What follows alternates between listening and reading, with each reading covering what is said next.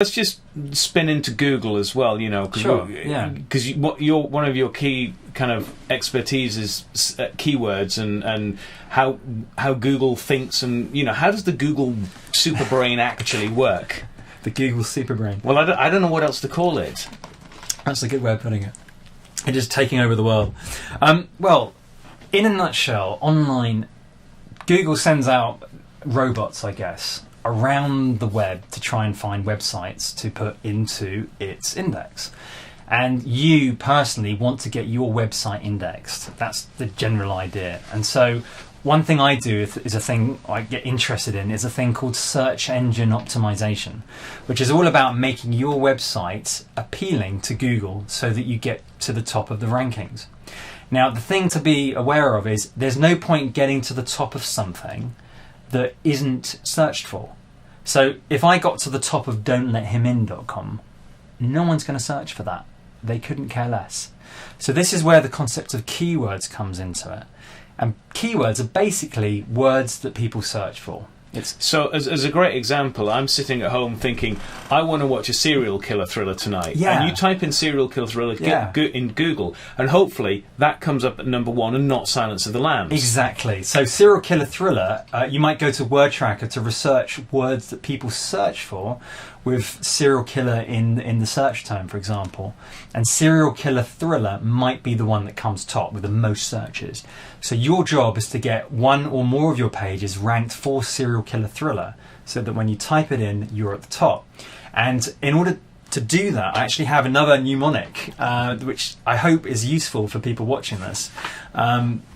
Again, I will speed through this. I actually have some videos, Chris, which I'll share with you at the end and your viewers. But basically, here's another mnemonic, and it's basically, there's a picture of Johnny Depp, the Mad Hatter. And this is all the process of search engine optimization. And the mnemonic runs, the Mad Hatter is definitely rather loony. And it's just something you remember. You know the Mad Hatter. It's like mental real estate. We get it. We've lived with it. Lewis Carroll's been in our minds for a long time. Movies just been made. We get Johnny Depp. The Mad Hatter is definitely rather loony. We understand. We're not going to forget it. And each of these, once again, stands for something you do in search engine optimization. So just going through it relatively quickly, T stands for title tag. So at the top of your web page, the title you put in at the top to describe it should have the keyword that you're interested in. So let's build it. So it's called serial killer thriller. Don't let him in. Yeah. Is the title. Yeah, watch this serial killer thriller. Don't let him in. Exactly. And it's better if you put the keyword that you're interested in at the beginning. Right. Remember that thing about beginnings and endings? Yeah. Well, Google reacts the same way. It's the Google brain, essentially. Right. The Google lizard brain. So put it at the beginning. The next one is meta description and keyword tags. Now I know that sounds kind of technical, but it's not. Basically, in the heading of the page, you have these things called meta tags. And one of the meta tags is the meta description tag. And that basically just describes what your page is about. And if you drop in 2 or 3 terms, keywords, including the serial killers thrillers, then Google knows what your page is about. And that's what you often find on a blog, isn't it? Where at the bottom it'll say tags, and that's where you put your tags in. Well, that's more like meta keywords tag. Okay, yeah. All right, so I'll retract that.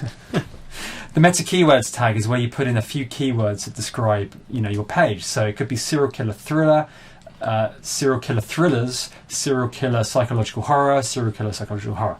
So you have like 4 to 6 words that describe what your page is about. And again, repeat them at the bottom with those tags that you say. So that's meta keyword and description. Again, I'll give you the video link. The next one is H, which stands for headings. Heading tags, also known as H1, H2, and H3 tags, basically break up your page. So H1 tag would be a first level heading. So on your page about serial killer thrillers, it could be, what are the best serial killer thrillers around? The next major level heading could be, I don't know, the best serial killer thrillers on IMDb, for example. And then the second level headings would break that content down even further. And the idea is to use those keywords once again in a colloquial and non-forced way in those heading tags. So the next thing is I. and that stands for image file names and alt tags. Now, what few people realise is that in the actual images themselves, you can name them however you want. It doesn't just have to be one.jpg. It could be silence-of-the-lambs.jpg. And if that was one of the keywords you were targeting, then having the name of your image with the keyword in there, as long as it describes the image, is going to help you get into Google Images and help rank images and help rank your page. So it's a good thing to remember. And the alt tag is another little tag that goes in the images that basically describes what the image is about. So the image file name says this is exactly what the image is, and the alt tag is like a bit of English text that says this is what the image is about in case the browser can't display the image. So that's I. Then we've got D for diverse keywords. Now, what a lot of people tend to do is they tend to stuff the same keyword in the page over and over, which is ridiculous because Google looks at that and goes, I know what you're doing. So what you want to do is use a range of diverse keywords to describe what your page is about. So you wouldn't just have serial killer thrillers. You might have Silence of the Lambs, as well as Don't Let Him In, and all these other related keywords, so that Google looks at that and goes, oh, I get you're targeting serial killer thrillers, but really you're doing that with a diverse range of keywords, and that's good. Then we have R for relevance, and that's quite easy. Make sure your page is relevant to the keyword you're targeting. So don't create a page about Paris Hilton if you're targeting serial killer thrillers. That's an idea, isn't it? Anyway, so make it relevant. And then finally, L stands for links, or more importantly, reputable links. And here's a really important thing to get. If you link to a page with keywords in the linking text, so let's say we have your page and another site, and we link that way, and in the link you have the keyword you want to rank for, that's good.